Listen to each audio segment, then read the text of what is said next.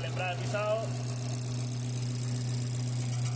El bombín funciona perfectamente. El bombín, el embrague tiene un ruido raro, así que nada. Mira, tampoco son las correas delanteras. El ruido viene de aquí atrás. Y es justo cuando se pisa el embrague. Pisa el embrague, mira, se le quita, ya no tiene ningún ruido. Cortalo.